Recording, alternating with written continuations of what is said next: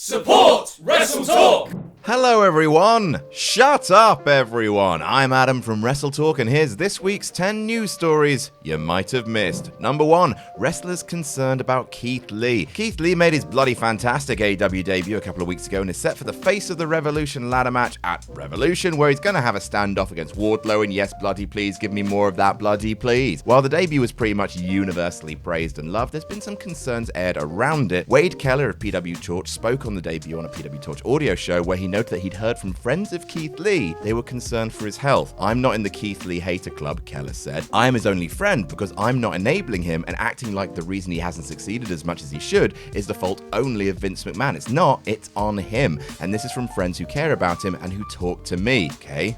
Alright. Wade went on to talk more about his point, saying if Keith Lee is wrestling, he's in the ring, wrestling, putting his health and the well-being of his opponent on the line. If he's cleared for that, he can be cleared to work out and get in shape. If the idea that he can't possibly get in shape because he had COVID and he might die or he went through stress, then take some time and get in shape, or don't wrestle if you can't. I mean, that's not an argument. Definitely sound like it's coming from a friend of Keith Lee there, 100%. He continued, "One of them texted me after his match on Wednesday and was lamenting how he looked and his cardio. Again, it wasn't hateful, it wasn't mean-spirited. This is someone who likes him and was hoping they'd see a different Keith Lee." It's just, it doesn't feel right, this. Ugh. Number 2, AEW versus NXT lives on. Even though NXT and AEW Dynamite have moved on to different things, boy, remember when they were competing for viewership, the war still rages on between AEW and WWE, while the signings and the positive press have seemingly been one-sided so far. With AEW racking up their debuts, new signees, and exciting announcements, WWE might be turning the tide slightly with the re-signings of Kevin Owens, Sami Zayn, and AJ Styles, as well as potentially having Cody Rhodes joining the company soon. The trading blows between AEW and WWE have continued as well, with Chris Jericho being called a sports entertainer on Dynamite. Sick burn. And there's also been one on Twitter as well. NXT North American champion Carmelo posted a clip of himself on Twitter doing the A taunt he does because he calls himself the A champion, but of course cheeky little Max Caster took that A symbol to mean Melo's support of the Acclaimed, tweeting in response, "Everyone loves the Acclaimed," to which Carmelo responded with, "Damn, I didn't know this was your thing. I don't watch the YouTube show. Hot dog." Number 3, WWE doesn't tell their talent anything. Tegan Knox was on the more exciting women's wrestlers in WWE at one point in time, with her main roster debut being hotly anticipated. After fighting back through multiple injuries just to wrestle again, her natural underdog babyface aura was unrivaled, so naturally she was brought up to the main roster in a tag team with Shotzi, beat the then women's tag team champions Natalya and Tamina several times in a row, including 2 championship contenders matches no less. Never actually got a women's tag team title match, was split from Shotzi, moved to Raw, never appeared on Raw, then got released. What a waste. But that split from Shotzi wasn't exactly something Tegan had pitched or even knew about classic WWE. On an episode of Into the Danger Zone with Chris Denker, Knox mentioned that she, Shotzi, and Toni Storm were driving together on the road when Toni exclaimed from the back, "Oh my god, you're on Raw? We're on Raw." Then she went, "Wait, no, I'm still on SmackDown. They made a mistake, finding out the fate of your career via social media. Lovely stuff." Number 4, WWE Stadium show in UK. It's AEW Revolution next weekend and people are very excited for it because Jesus H. Christ, what a bloody card it's shaping up to be. Ever since a new influx of AEW stars since All Out basically last year, AEW has been on a hot streak. But looking ahead to All Out weekend in 2022, WWE have something up their sleeve to try and compete with AEW's arguably biggest show of the year. According to a report from PW Insider, WWE are planning to host a stadium show in the UK on the weekend of All Out, either on the 3rd or 4th of September. Drew McIntyre has been adamant for some time that he wants to face Tyson Fury at a WWE show in the UK, so perhaps this will finally be the time for it. I guess I can't wait. I guess. Number 5, God kicked out of Bullet Club. Bullet Club has been getting a bit more light shone on it in North America lately, with Jay White showing up in Impact, then in AEW. Adam Cole mentioned that he's Bullet Club for life, etc. But there's been drama for elsewhere in the BC. At Impact Wrestling's No Surrender pay-per-view this past Saturday, the Gorillas of Destiny were betrayed by Jay White and hit with a Blade Runner, allowing Gallows and Anderson to pick up the win and retain their Impact Tag Team titles. The Young Bucks then updated their Twitter bio, as they often do, saying, "Never really cared for Tama anyway." Brutal. G.O.D. had been 2 of the longest tenured members of Bullet Club, going up until their betrayal and removal from the group. Poor lads.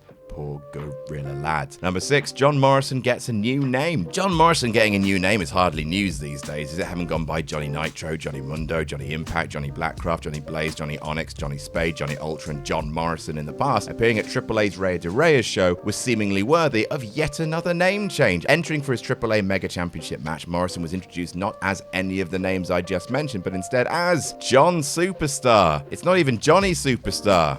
It's John Superstar. Mr. John Superstar. I mean, yes, I also like creating my own wrestler on a wrestling video game and then struggle to think of a name that sounds good. John Superstar. Hello, and I'm his brother, Mr. Dave Accomplished. Number 7, Santino Marella's daughter starting at the Performance Center. Did you know Santino Marella isn't really Italian? Never been more betrayed in my life than the day I found that out. Anyway, did you also know he has a daughter? And did you know that she's also been signed by WWE? Crazy that. Marella recently revealed on the Walkway to Fight Club podcast that Bianca Corelli was signed by WWE and will be starting with the company in the Performance Center on March 14th. He said, she's going to be a household name for the next several years anyway. You guys will get to enjoy her work. She's quite talented. She's a superstar, a complete package superstar in the making. She may be a superstar, but she's no John Superstar, is she?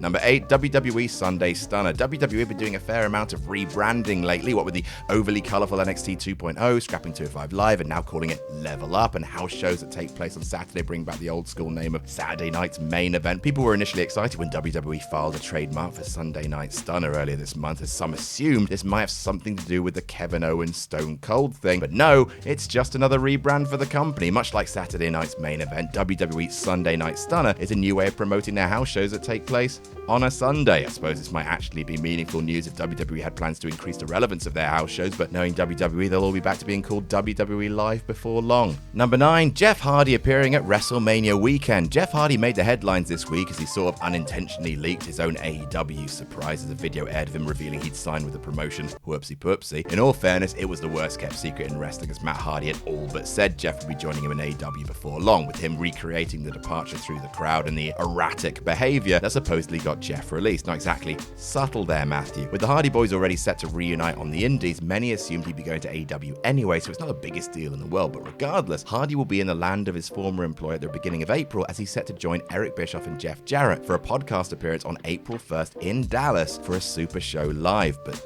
Dallas? That's where WrestleMania 38 will be. On April 1st, the day before WrestleMania Night 1, Jeff Hardy WWE return confirmed. Number 10, we found Veer. We got him! It's time for the silly news story of the week. The entire wrestling world has been waiting with bated breath for the imminent re-debut of Veer Mahaan. That's right, Veer is coming soon.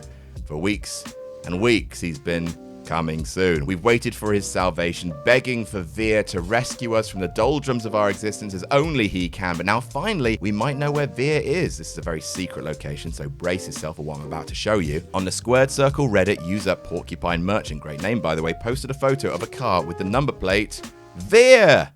He's in Denver, apparently. He's on his way. Everyone calm down. We found him. He'll be here soon. Anyway, that's our list. What's been your favorite news story of the week? Let us know in the comments. Don't forget to like and subscribe to WrestleTalk for more up-to-the-minute wrestling news. Make sure you make WrestleTalk.com your homepage. And never forget to jam that jam.